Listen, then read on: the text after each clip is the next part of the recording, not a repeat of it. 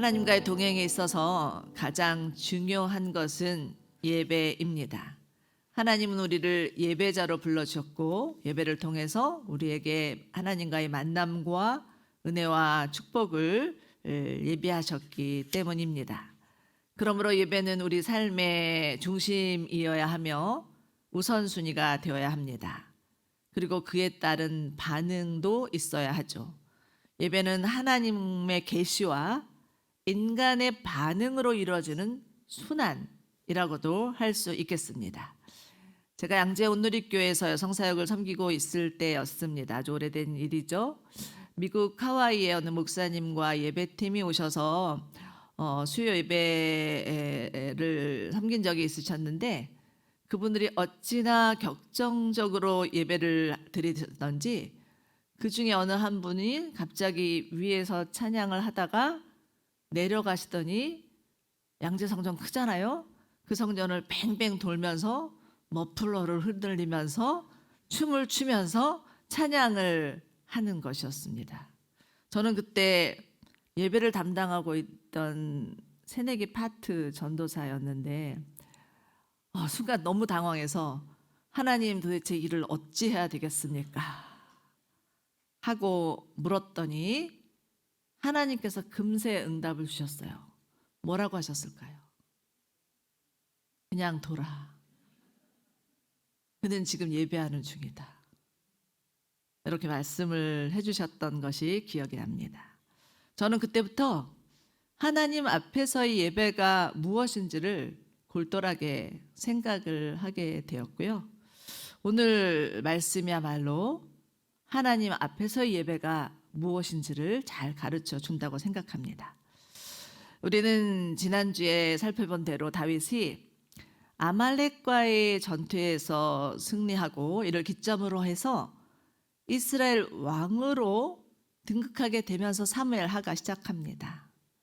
다윗이 아말렉과 싸우는 동안 그 동시적인 시점에서 사울 왕이 블레셋과의 전투에서 패배하고 자결을 하였기 때문이었습니다. 그러나 그렇다고 해서 다윗이 바로 이스라엘의 왕이 된 것은 아니었습니다. 다윗은 한 근 7여 년간 헤브론에서 남부 지역만 좀 다스리고 있다가 7년 6개월 만에 예루살렘에 오게 되면서 이스라엘의 왕으로 등극하게 됩니다.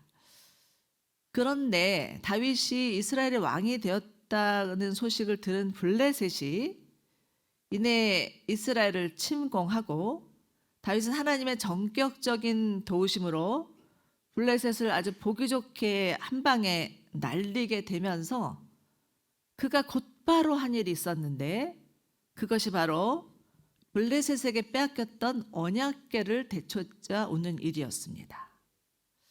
여러분, 언약궤는 하나님의 임재의 상징이자 이스라엘 신앙의 중심입니다. 하나님께서 이스라엘과 언약을 맺으시면서 모세를 통하여서 성막을 만들게 하시고 그 성막 안에 성소와 지성소를 두시고 그곳에 언약궤를 두시면서 그곳에서 너와 만나겠다 이렇게 말씀을 하신 것이죠.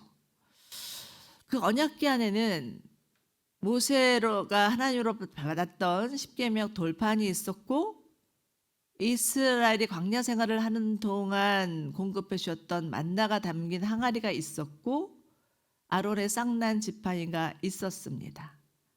그리고 그 덮개는 속죄소, 시은자라고 하죠. 영어로는 mercy seat이라고 하는데 덮개로 덮어져 있었습니다. 고로 하나님의 언약궤는 하나님의 말씀하심과 공급하심과 권위를 나타내고 다음 없는 하나님의 자비를 보여주는 상징입니다. 그렇기에 언약궤를 빼앗다는 것은 하나님의 말씀도 공급하심도 하나님의 권위도 긍휼도 다 잃어버렸음을 뜻합니다. 하나님의 언약 백성인 이스라엘이 자신들의 정체성을 잃어버리고 하나님을 온전히 예배하지 못했다라는 말이기도 합니다. 다윗은 이러한 심각성을 감지하고는 왕이 되자마자 무려 3만 명이라는 군사를 이끌고 가서 길앗 여아림에 있는 언약궤를 찾아옵니다. 정말 잃어버린 예배를 회복하고 싶은 다윗의 열망이었습니다. 여러분, 예배는 하나님만이 우리의 진정한 왕이시고 찬양과 경배를 바치기에 합당한 분이시라는 신앙의 고백과 동시에 하나님의 보호와 공급하심과 하나님의 사랑과 용서를 경험하는 현장입니다. 그러므로 예배를 잃는다는 것은 이 모든 것을 다 놓칠 수 있다는 말이기도 합니다. 그러기에 시간이 나면 예배하지. 오늘은 친구와 약속이 있는데 오늘은 예배할 기분이 아니야. 이렇게 생각하면서 예배를 미룬다면 자칫 하나님과의 관계가 소홀해질 수 있고 하나님이 우리에게 예비하신 모든 축복과 약속과 은혜를 놓칠 수 있다라는 것을 꼭 마음에 새기셔야 됩니다. 지난 주일에는 어느 젊은 어머니가 아기가 아파서 한동안 예배를 못 오다가 오랜만에 예배를 나오고서 저희가 그런 얘기를 하더라고요. 목사님, 정말 예배 드리니까 살 것 같아요. 네.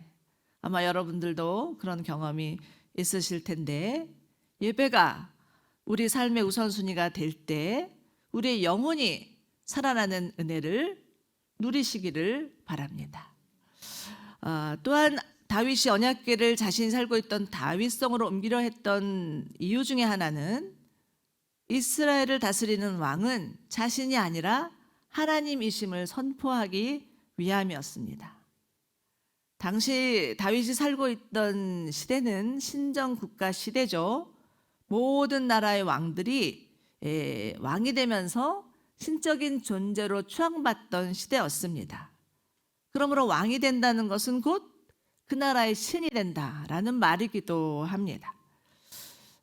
그러므로 다윗의 언약궤 이동은 자신은 하나님이 다스리는 나라의 한 백성에 불과할 뿐이며 자신이 이스라엘의 왕이 아니라 하나님이 왕이십니다 라는 선언이었고 자신이 이스라엘 왕이기를 포기하는 결단이기도 하였습니다.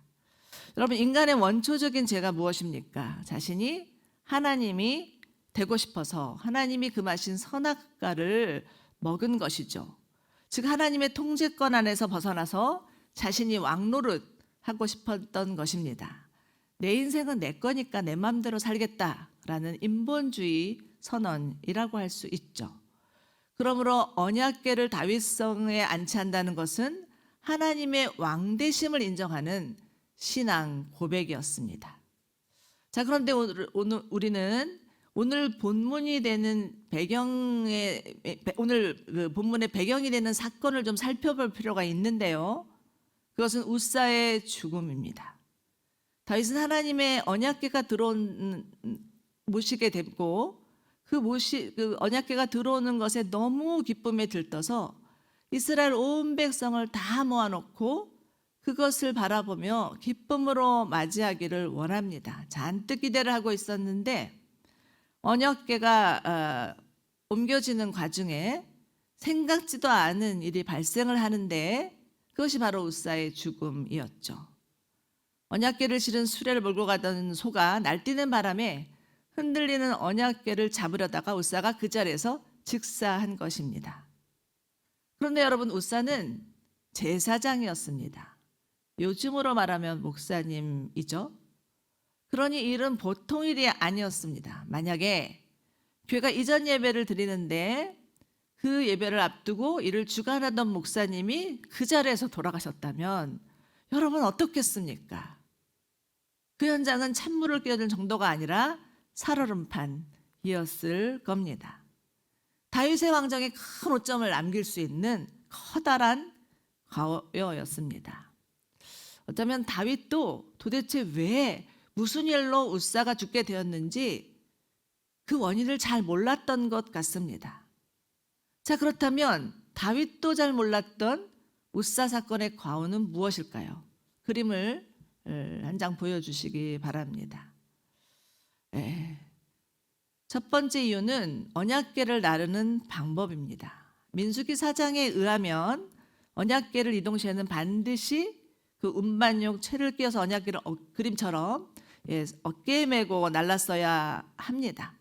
거룩하신 하나님의 임재가 있는 언약궤를 죄가 많은 인간이 함부로 손을 떼가는 그 자리에서 죽을 수밖에 없었기 때문이죠. 그런데 웃사는 이 언약궤를 어깨에 메지 않고 성경을 보면 새수레에 옮겨서 싣고 갔노라고 말하고 있습니다. 6장 3절에 보면 그냥 수레도 아니고 새수레입니다.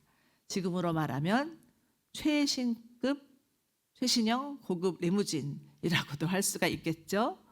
그러나 이는 하나님의 말씀에 대한 무지이자 거역이었으며 평소 그가 하나님을 대하는 습관이었습니다.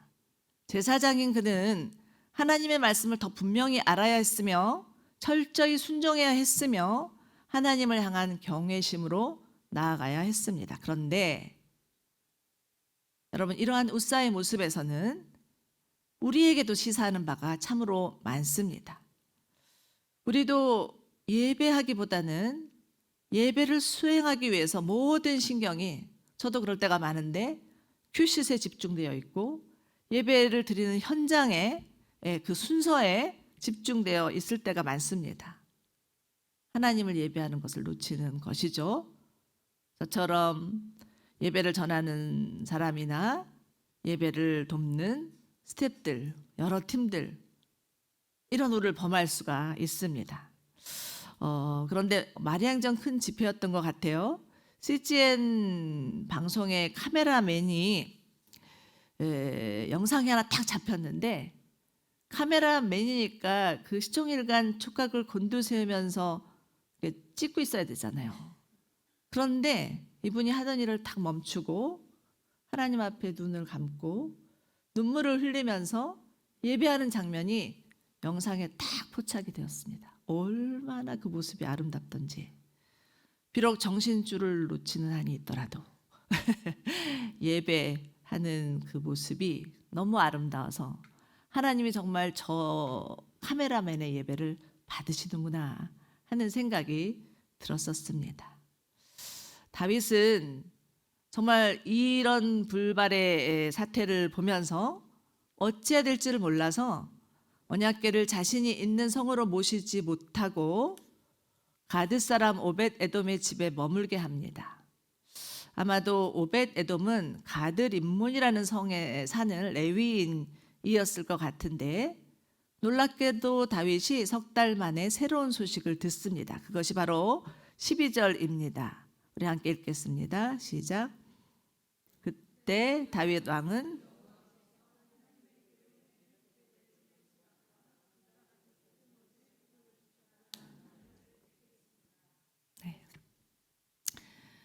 잠시 언약궤를 가져다 놓으니까 그 가정에 복이 임하였다니, 언약궤가 무슨 부적이라도 되는 거는 아닌가라는 생각을 하시는 분은 아마도 이 자리에 아무도 없을 것입니다.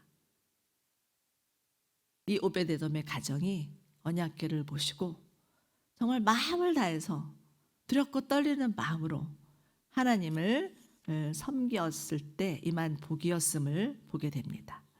역대상 26절을 보면 오벳 에돔의 후손들에게 하나님의 어떠한 복을 주셨는지를 잘 나타내 있는데요.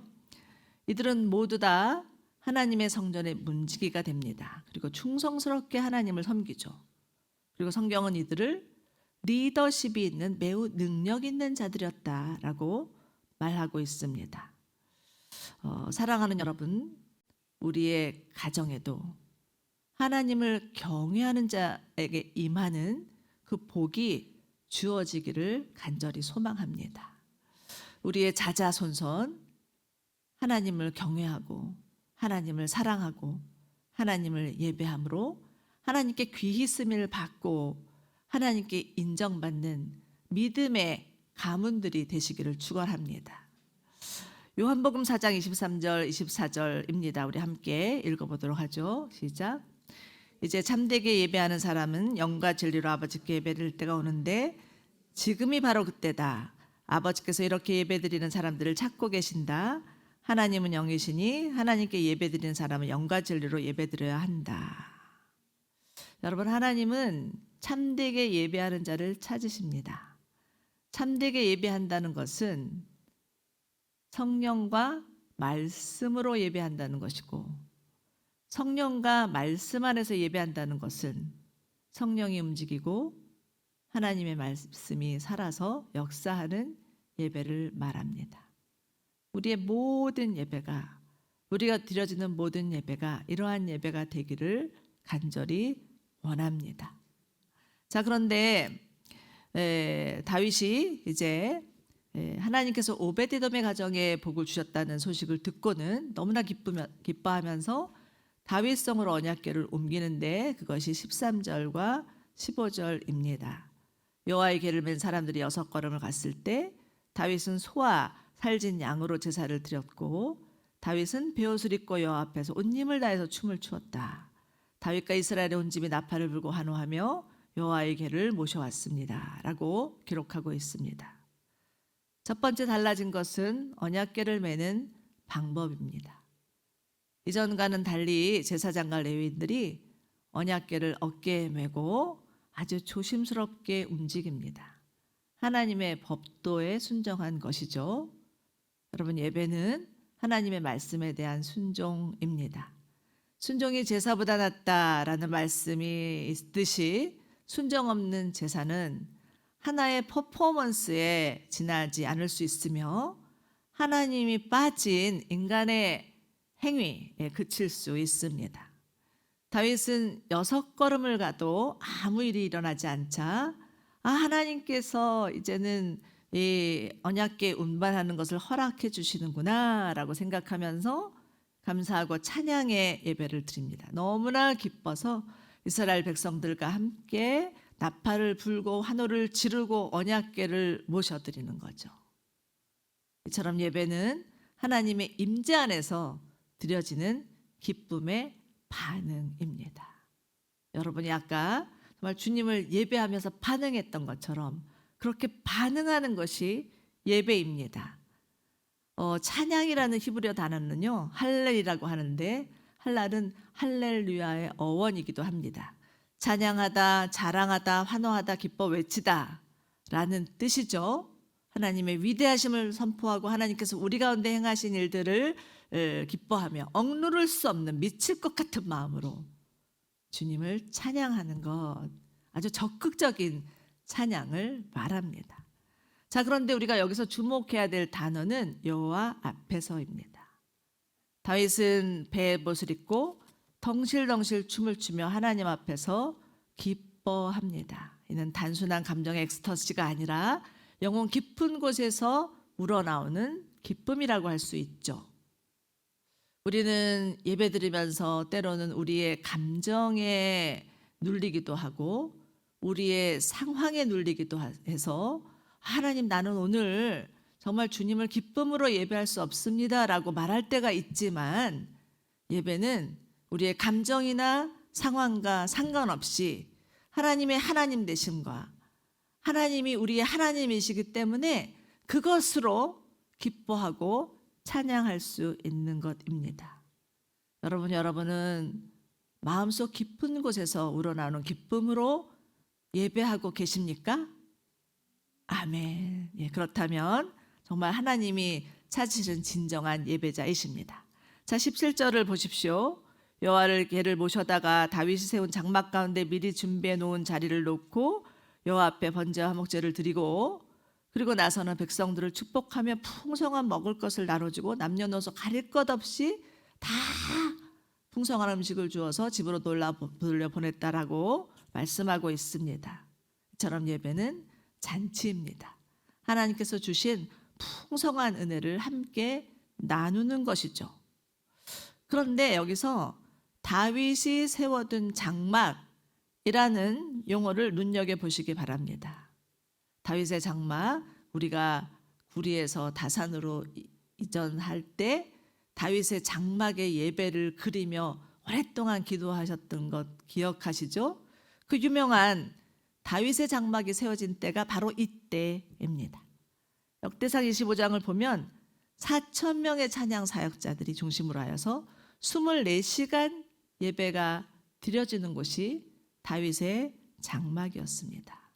정말 하나님을 예배하고자 하는 이 다윗의 열망은 그 누구도 그 무엇으로도 막을 수가 없었던 것 같습니다. 그리고 그곳에서는 유명한 사람들이죠. 아삽, 헤르만, 여두둔과 같은 탁월한 예배 인도자들이 나오고 이들은 그곳에서 각종 악기로 하나님을 찬양하고 예언 사역을 도맡아 합니다. 여러분, 우리가 하나님을 찬양할 때 하늘문이 열리고 하나님의 계시가 임하고 그 하나님의 계시로 말미암아서 우리가 정말 기쁨으로 반응하는 것이 예배이라는 것을 꼭 마음에 새기시기 바랍니다. 우리의 예배 가운데도 이러한 은혜가 있기를 간절히 소망합니다. 그리고 이들의 예배는 그 아들들에게까지도 계속해서 이어져 갑니다. 기존의 예배 형식을 깨뜨린 매우 파격적인 예배였습니다. 모세의 성막 예배가 레위인들을 중심으로 한 제사 중심, 규례 중심의 예배였다면 다윗의 장막 예배는 레위인들이 주도하는 찬양 중심의 예배였고 하나님의 임재가 가득한 예배였습니다. 당시로서는 상상도 할 수 없는 일이었지만 그래서 많은 신학자들은 다윗의 장막 예배야말로 예배 혁명이다 이렇게도 말하고 있습니다. 오늘의 교회가 세워지면서 우리 하영조 목사님께서 예배 형식을 정말 많이 바꿔 놓으셨었어요. 목사님과 기도 장로님들이 주로 앉는 여기 무대 위에 의자 기억나시죠? 여러분 어렸을 때 많이 보셨을 텐데 그 의자도 없애버리고 가운도 입지 않으시고 찬양팀도 만들고 기타와 드럼으로도 반주하게 하시고 당시로서는 매우 혁신적인 예배였습니다. 지금은 너무 자연스럽게 이렇게 예배하고 있지만 그때는 말도 많고 탈은 없었는데 말이 많았던 것 같습니다. 말이 많았지만 초창기 오늘 예배가 얼마나 하나님의 임재로 가득하였는지 심지어는 예배 드리러 오시는 분들이 예배 드리기 위해서 올라오는 복도에서부터 눈물이 났습니다라는 고백을 하는 분들이 참으로 많으셨습니다. 다윗은 그의 시편 27편에서 이런 고백을 합니다. 시편 27편 4절 우리 함께 읽겠습니다. 시작. 내가 여호와께 바라는 한 가지 일 그것을 구하리니 곧 내가 평생에 여호와의 집에 살면서 여호와의 아름다움을 바라보며 그의 성전에서 사모하는 그것이라. 아멘. 여러분, 여러분이 바라는 한 가지는 무엇입니까? 여러 가지가 있겠지만 꼭 한 가지 one thing만 뽑으라면 우리도 다윗처럼 하나님의 집에 평생도록 살면서 하나님을 바라며 하나님의 아름다움을 경험하며 하나님을 예배하는 것이 되기를 주님의 이름으로 축원합니다. 다윗의 장막은 신약에서도 매우 중요하게 언급되는데 사도행전 15장 16절을 보면 이후에 내가 돌아와 다윗의 무너진 장막을 다시 지을 것이니 라는 말씀이 나옵니다. 무슨 의미일까요? 다윗의 시대와 같이 수많은 사람들이 하나님께 나와 하나님의 임재 안에서 예배하는 시대가 올 것이라는 예언적 말씀입니다. 그리고 이는 실제적으로 일어나고 있죠. 전쟁의 한복판 속에서도 신앙의 자유가 없는 땅에서도 하나님을 향한 뜨거운 예배는 지금도 이어지고 있습니다. 저는 작년에 이집트 아울렛을 갔다가 정말 이집트는 아주 강력한 이슬람 국가거든요. 근데 그곳에서 참으로 가난하고 소외된 그리스도인들이 수천 명이 모여서 높은 산에 바위산에 동굴을 파고 그곳에서 예배드리고 있는 현장을 방문하면서 깜짝 놀랐습니다. 아, 세상에 이런 곳이 있었구나. 그리고는 더 많은 영혼들이 함께 예배하기를 간절히 기도드리고 왔습니다. 그런데 이와 같이 모든 백성 다윗과 함께 다 기쁨으로 가득 찬 예배에 동참하고 있었어요. 그런데 그 중에서 단 한 사람, 그 예배에 동참하지 못하고 있는 사람이 있었는데 누구인가요? 다윗의 아내 미갈입니다. 오늘 본문에서는 다윗의 반응을 두 가지 장면으로 보여주고 있는데요. 하나는 16절이고 22절입니다. 먼저 16절을 읽겠습니다. 시작. 여호와의 괴가 다윗성에 들어올 때 사울의 딸 미갈이 창문으로 내다보고 있었습니다. 미갈은 다윗 왕이 여호와 앞에서 껑충껑충 뛰며 춤추는 것을 보고 마음속으로 비웃었습니다. 네, 그리고 20절입니다. 시작. 다윗이 자신의 가족들을 축복하려고 집에 들어왔습니다. 그때 사울의 딸 미갈이 나와 다윗을 맞으며 말했습니다. 오늘 이스라엘 왕이 정말 볼만하시더군요.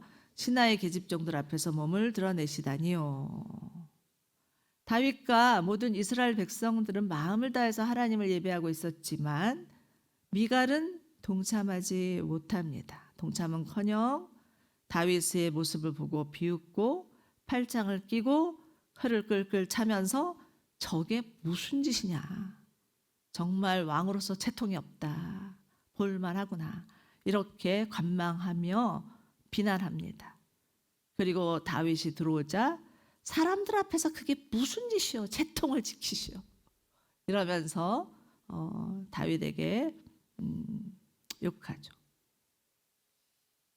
이 말씀을 한번 잘 묵상해 볼 필요가 있습니다. 왜 다윗은 이 예배하는 자의 무리에 끼지 못하고 홀로 외톨이가 되어서 관망하고 다윗을 비난하고 있었던 것일까요? 미갈 안에 있는 교만과 종교성 때문이었습니다. 오늘 본문에서는 미갈을 사울의 딸이라고 2번이나 반복하여 강조하고 있는데 어느새 그녀에게 배워버린 왕족이라는 자만심, 그리고 거기에서 가져야 된다고 생각하는 채통, 그리고 전통 예배에 대한 선입견, 그것이 미갈을 잡고 있었던 것 같습니다. 그동안 해오던 대로 그 틀 안에서 예배하지 이게 무슨 짓이란 말인가라는 고정관념이 있었고요. 하나님보다 사람에게 보여지는 것이 더 중요한 체면과 위선 탓이었습니다. 다윗은 자신을 비난하는 미갈을 향해서 당당히 대답합니다. 21절이죠. 나는 하나님 앞에서 그렇게 춤춘 것이요. 그분이 당신 아버지와 당신 집안 때문에 나를 선택해서 여호와의 백성 이스라엘의 통치자로 세우셨으니 나는 언제든 여호와 앞에서 기뻐 뛸 것이요. 내가 이것보다 더욱 채통 없이 행동해서 스스로 낮아져도 당신이 말한 그 계집종들은 나를 우러러 볼 것이요. 이렇게 답합니다. 사랑하는 여러분, 예배는 하나님 앞에서의 반응입니다. 하나님께서 우리에게 행하신 위대한 일로 인해서 기뻐하고 춤추며 노래하는 것이죠. 사람에게 보이기 위함이 아니라 하나님 앞에서의 예배입니다. 미갈과 다윗의 차이는 무엇일까요? 하나님 앞에서였는가, 사람 앞에서였는가입니다. 다윗은 하나님이 중요하였지만 미갈은 사람이 중요하였던 것이죠. 그런데 마지막 23절을 보십시오. 이 일로 인해 사울의 딸 미갈은 죽을 때까지 자식을 낳지 못했습니다 라고 말씀하고 있는데, 이 말씀에는 매우 영적인 의미가 담겨져 있습니다. 하나님을 예배하지 않았던 웃사가 죽임을 당했던 것처럼 하나님을 예배하지 못했던 미갈에게는 생명을 잉태할 수 없는 불임이 주어집니다. 다윗은 하나님을 예배하였기 때문에 생명의 길로 인도함을 받아서 예수 그리스도의 조상이 되는 축복을 누리고, 그 이후로 수많은 사람들이 주님 앞에 나와 예배함으로 살아났다라는 것을 묵과해서는 안 됩니다. 여러분, 우리는 하나님께서 예배자로 부르셨습니다. 그러므로 호흡이 있는 동안 우리는 하나님을 찬양하고 하나님을 기뻐하고 노래해야 됩니다. 예배하지 못하면 웃사와 같이 죽을 수 있고 미갈과 같이 생명을 잉태할 수 없는 자로 남을 수 있다라는 것을 마음에 명심하시면서 하나님을 기쁨으로 예배할 수 있는 저희가 되기를 원합니다. 그러할 때 우리 안에 있는 불안과 두려움과 우울과 염려는 떠나갈 줄로 믿습니다. 우리 다 함께 마지막으로 시편 150편을 큰 소리로 읽으면서 말씀을 마치기를 원합니다. 우리 함께 시편 150편 말씀 큰 소리로 선포하시겠습니다. 시작. 여호와를 찬양하라. 그분의 성소에서 하나님을 찬양하라. 그분의 능력이 머무는 하늘에서 여호와를 찬양하라. 그분의 놀라운 일들을 두고 여호와를 찬양하라. 그분은 한없이 위대하시니 그것을 따라 여호와를 찬양하라. 나팔 부는 소리로 여호와를 찬양하라. 하프와 수금으로 여호와를 찬양하라. 탬버린을 치고 춤을 추며 여호와를 찬양하라. 한악기와 오르간으로 여호와를 찬양하라. 큰 소리 나는 심벌주로 여호와를 찬양하라. 호흡이 있는 모든 것들은 여호와를 찬양하라. 여호와를 찬양하라. 할렐루야. 아멘. 하나님은 우리를 하나님만 예배하는 예배자로 불러주셨음을 감사하고 기뻐하면서 우리 나는 하나님을 예배합니다. 예배하는 예배자입니다. 함께 찬양하도록 하겠습니다.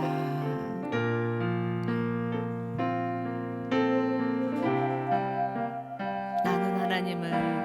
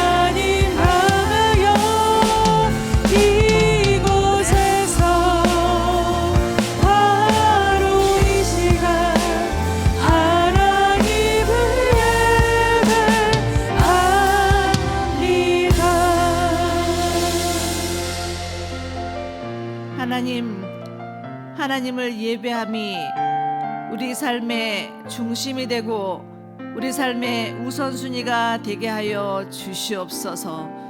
하나님만이 우리의 찬양 받으시기에 합당하신 분이시며 우리의 예배의 주인이신 것을 선포합니다. 하나님, 우리가 하나님을 예배하지 않는다면 하나님이 아닌 다른 무엇것을 예배하며 그것을 따라 정신없이 갈 수도 있음을 고백합니다. 하나님, 저희 안에 하나님 대신 돈을 예배하고 하나님 대신 사람을 예배하고 하나님 대신 건강을 예배하고 하나님 대신 내 자신을 예배하였던 죄악을 용서하여 주시옵소서. 그리고 하나님, 이 시간 저희가 주님 앞에 우리의 마음을 쏟으며 하나님, 오로지 하나님만 예배하겠습니다. 하나님만이 우리의 예배의 주이십니다. 이 시간 좌정하여 주시옵소서. 왕으로 자정하여 주시옵소서. 그리고 임재하여 주시옵소서. 하나님의 영광과 임재가 우리 가운데 가득하게 하여 주시옵소서. 그래서 우리 안에 있는 모든 우울과 불안과 두려움이 떠나가게 하여 주시옵소서. 하나님만 노래하고 하나님만 기뻐하며 하나님으로 춤추게 하여 주시옵소서. 우리 주여 외치며 함께 기도하시겠습니다. 주여,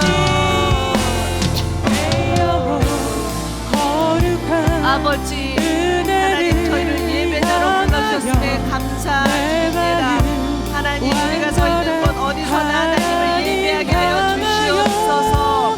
그 영원히 거룩한 하나님의 은혜를 향하여서 내 마음이 완전한 하나님을 향하여서 나가게 하여 주시며 우리의 마음을 다하여서 주님만을 예배하게 하여 주시옵소서. 오 하나님, 하나님만이 완전하셔서 우리를 주의 이름의 길로 인도하여 주실 것을 믿습니다. 오 주님, 저희로 완전치 아니한 세상의 것들을 예배하였던 것들을 회개하오니 용서하여 주시옵소서. 하나님 대신 물질을 예배하고 하나님 대신 사람을 예배하고 하나님 대신 건강을 예배하고 하나님 대신 명예를 예배하였습니다. 용서하여 주시옵소서. 하나님, 우리 안에도 미갈 같은 마음이 있었음을 회개합니다. 하나님에게 보여지기보다는 사람에게 보여지기를 원했고 하나님, 사람에게 보여지는 제통과 위신이 중요하였으며 남에게 보이기 위한 모습으로 가장하고 포장하였음을 회개합니다. 주님 용서하여 주시옵소서. 예수 그리스도의 보혈로 우리를 정결하게 하여 주시옵소서. 거룩하게 하여 주시옵소서. 깨끗하게 하여 주시옵소서. 우리를 붙들고 있는 모든 세상의 신들이 떠나가게 하여 주시고 오로지 예수 그리스도 한 분만을 예배하게 하여 주시옵소서. 그래서 우리 눈이 열리게 하여 주시고 마음이 열리게 하여 주시고 우리 마음을 붙잡고 있었던 어둠의 세력들이 떠나가게 하여 주시고 불안과 근심이 끊어지게 하여 주시고 염려가 그치게 하여 주시고 우리 하늘 위로부터 부어주신 하늘의 기쁨, 하늘의 충만을 경험케 하여 주시옵소서. 오 하나님을 지금도 우리 가운데 친히 찾아와 주셔서 하나님의 예배하신 풍성한 복을 누리게 하여 주시는 것으로 믿습니다. 다윗이 모든 백성과 함께 하나님을 기뻐하고 노래했을 때 참으로 하나님께서 주시는 풍성한 은혜로 한 사람도 빠짐없이 다 경험하고 돌아갔던 것처럼 하나님의 자리에 있는 모든 사람들 가운데 주의 평강과 주의 기쁨과 주의 은혜가 주님의 주시는 축복으로 가득하게 하여 주시옵소서. 그래서 하나님 아버지, 우리를 장악하고 우리를 붙들고 있었던 더러운 악의 세력들 떠나가게 하여 주시고 내 인간적인 감정 떠나게 하여 주시고 인본주의적인 모든 생각들이 떠나가게 하여 주시고 하나님 중심으로 하나님 앞에 엎드려 무릎 꿇으며 하나님을 기뻐하며 하나님을 노래하며 하나님을 찬송하며 하나님을 부르게 하여 주시옵소서. 오 아버지 하나님, 저희로 지존하신 하나님의 이름 앞에 무릎 꿇고 주님만을 경배합니다. 거룩하신 주님이시여 이 시간 친히 찾아와 주시옵소서. 오로지 예수 그리스도만이 우리의 왕이시고 주심을 고백하게 하여 주시고 신령과 진정으로 예배하게 하여 주시옵소서. 하나님, 저에게 성령으로 임하여 주시옵소서. 성령으로 충만케 하여 주시옵소서. 하나님의 살아계신 말씀으로 임하게 하여 주시옵소서. 그래서 하나님, 우리를 붙들고 있었던 더러운 영들, 악한 영들, 우울과 근심의 영들, 인간적인 생각들 다 떠나가게 하여 주시고 오로지 하나님으로 이끌어 기뻐하며 노래하는 예배자가 되게 하여 주시옵소서. 하나님, 호흡이 있는 자마다 오 예배 하나님을 찬양할지어다 말씀하여 주신 것을 기억합니다. 여호와를 찬양하라. 그분의 성소에서 여호와를 찬양하라.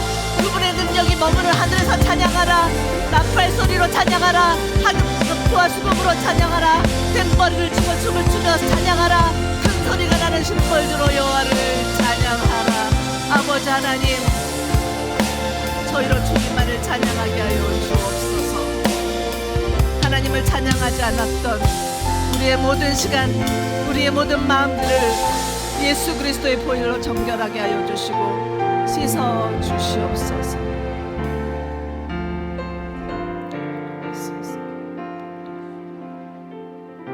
하나님 용서하여 주시옵소서. 내 감정에 갇혀서, 내 상황에 묶여서 하나님을 찬양하지 못하고, 하나님을 노래하지 못하고, 하나님을 기뻐하지 못했음을 용서하여 주시옵소서.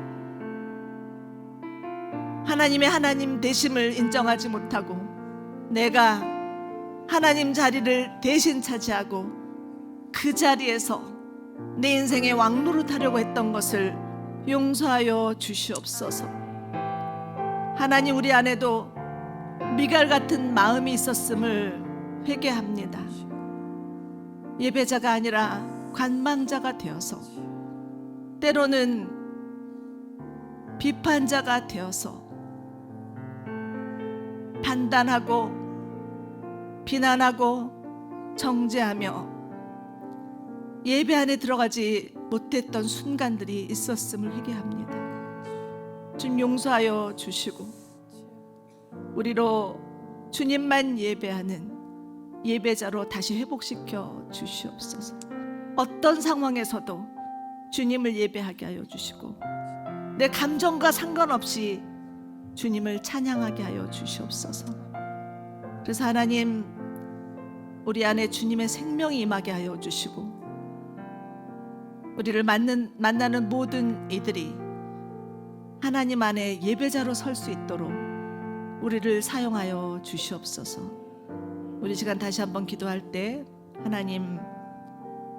하나님만을 예배하여서 주님의 생명으로 충만케 하여 주시고 그 생명이 내가 만나는 모든 자들에게, 우리의 가정에, 우리의 교회에 흘러가기를 간절히 소망합니다. 그것이 열방회로까지도 흘러가기를 간절히 소망합니다. 하나님, 우리를 사용하여 주시옵소서. 예배자가 되어서 주님의 생명을 입게 하여 주시고 생명의 통로가 되게 하여 주시고 우리를 통하여 수많은 자들이 주님 앞에 예배하며 돌아올 수 있도록 우리를 사용하여 주시옵소서. 함께 기도하시겠습니다. 아버지,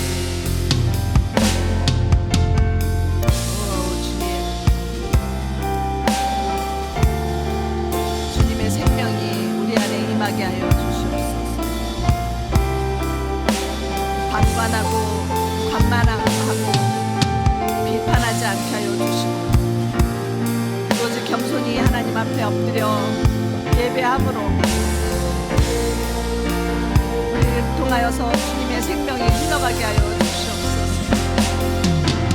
목사는 예배하지 않았기 때문에 죽임을 당할 수밖에 없었고 미리가는 예배하지 못했기 때문에 생명을 잉태할 수 없었음을 보았습니다. 하나님, 우리로 예배하게 하여 주시고 예배를 통하여서 우리 영혼이 살아나게 하여 주시고 우리로 생명의 통로가 되게 하여 주시고 우리를 만나는 모든 자들이 살아날 수 있도록 하나님, 저희를 사용하여 주시옵소서. 하나님, 날마다 숨쉬는 순간, 모든 호흡이 있는 순간 하나님을 예배하게 하여 주시고 하나님만을 찬양하게 하여 주십시오. 그래서 하나님, 지존하신 주님의 이름 앞에 무릎 꿇고 경배하며 거룩하신 주님의 보좌 앞에 엎드려 주님만이 우리의 왕이십니다. 찬양받으시기 합당하신 분이십니다 라고 고백하게 하여 주시고 그 안에 머물러 그 안에 젖어 주의 사랑을 나타내며 주의 사랑을 드러내는 주님의 통로가 되게 하여 주시옵소서. 하나님,